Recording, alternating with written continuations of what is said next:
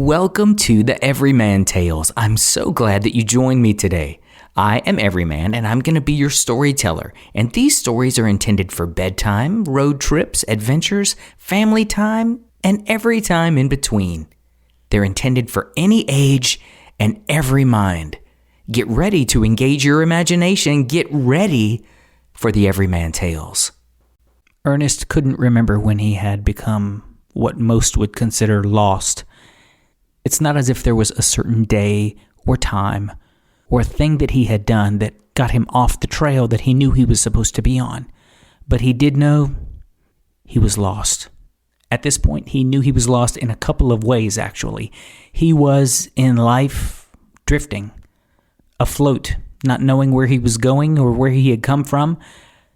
He had become so apathetic that he considered himself absolutely, helplessly, hopelessly lost.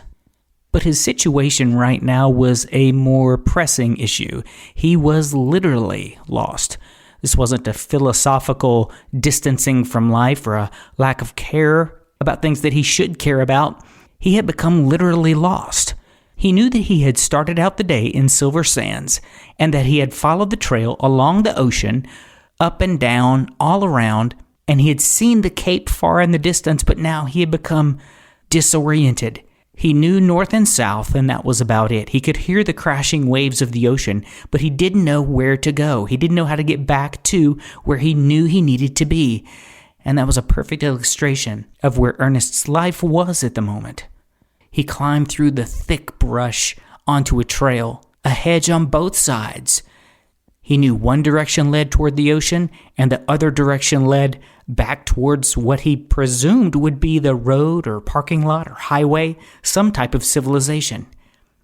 But the instant he realized that he should be going back towards civilization, he saw a break in the hedge, almost like a funnel curving into the forest on both sides, and he saw a tree, a beautiful tree, symmetrical, one like he had never seen before, a different tone and color, and then he felt a wind at his back, pushing him towards the funnel, towards the break in the hedge, towards the tree. Ernest walked a little bit towards what he presumed would be civilization, and then turned back and looked at the tree.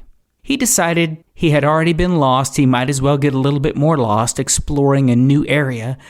So he went into the hedge, into the forest, and stood at the base of a perfectly symmetrical tree with worn tree limbs where they met the trunk of the tree, a wind at his back like one he had never felt before, and a sense for the first time in a long time of the dissipation of his apathy. He felt a sense of excitement, a sense of caring, a sense of almost belonging as he reached out and touched the trunk of the tree.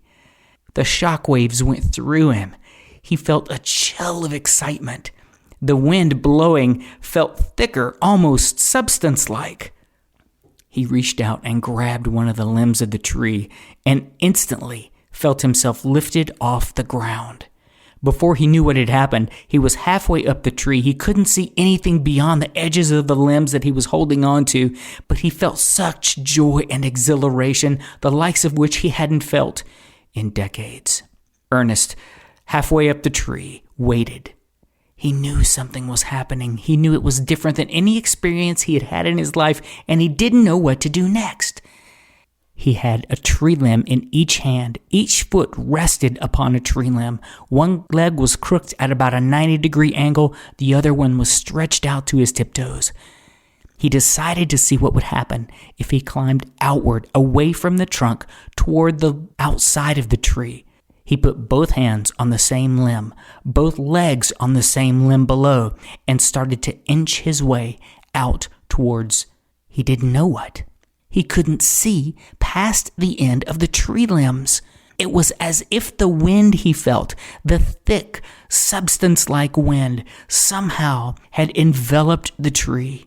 The ends of the tree limbs were opaque, hard to see, as if they were in some type of gel or some other substance that was prohibiting him from seeing past it. Ernest didn't know what to do, but he did become acutely aware that the further he moved away from the tree trunk, the stronger the limbs became. Now, Ernest remembers from his childhood he had climbed trees before. He knew that the closer you got to the edge of the tree limb, the further you got away from the trunk, the weaker the limb became. But that was not the case with this unique tree. The limbs were becoming stronger. He felt as if he could let go with his hands altogether and walk straight out on the limb that his legs were on. He dare not do that. This was a unique circumstance, and he knew that one slip and he would tumble to the base of the tree. Ernest edged his way further out.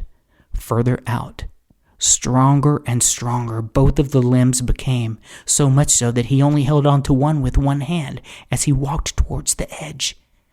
The thickness of the air around the edges of the tree limbs became even more dense as he got closer and closer to the end.